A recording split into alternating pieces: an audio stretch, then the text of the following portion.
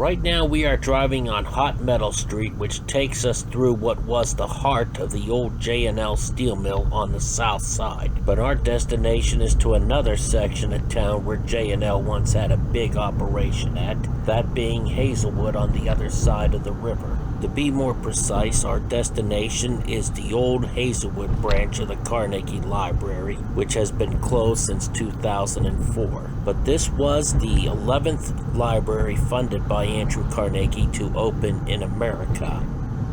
To get there to Hazelwood, we cross the Hot Metal Bridge, a converted railroad bridge. Then we make this right turn onto 2nd Avenue eastbound. We drive past where the J&L Steel Coke plant used to be at, which is still awaiting redevelopment now in the fall of 2018.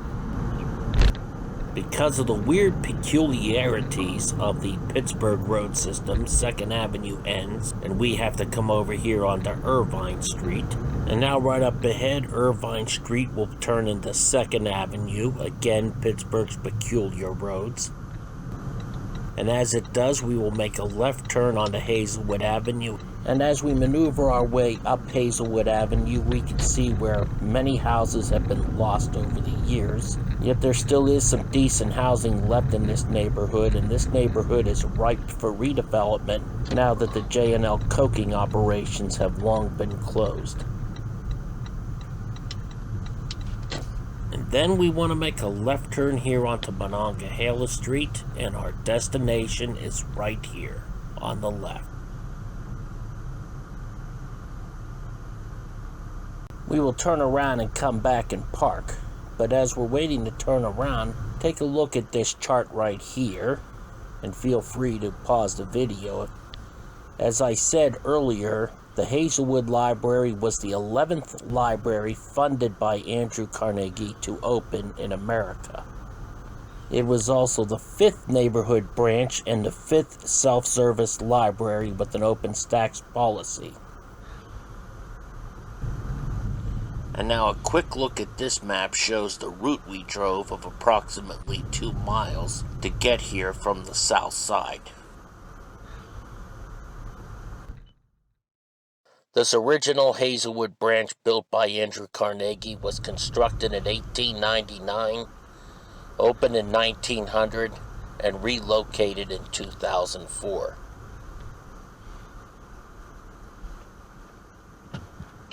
As we back up to park the car, I can't help but from noticing that the old library begins to look more and more like a haunted building in a horror movie.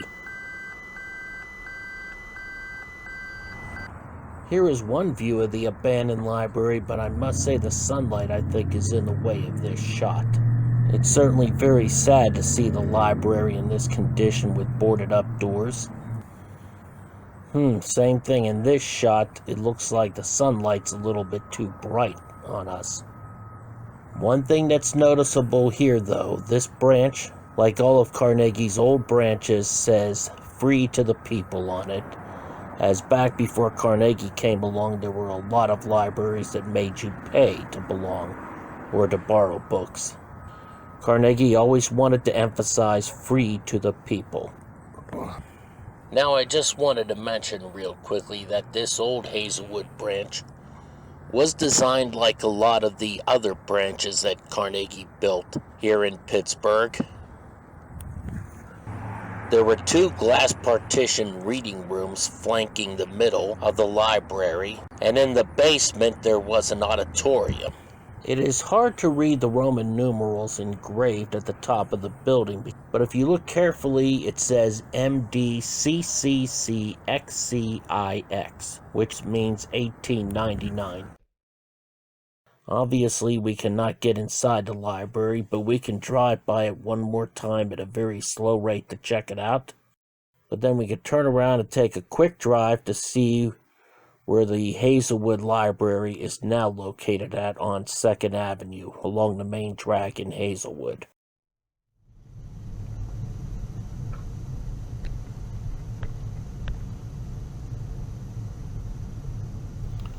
We go back up here to Hazelwood Avenue and make a right turn back down the hill the way we came.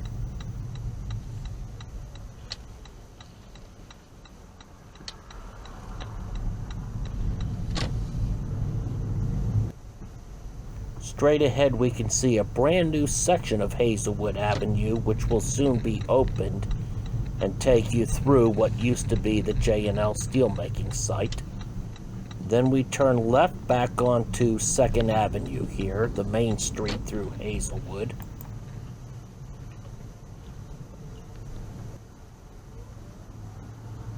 Here at 2nd Avenue and Flowers Avenue, we could see a building with a clock on the left-hand side.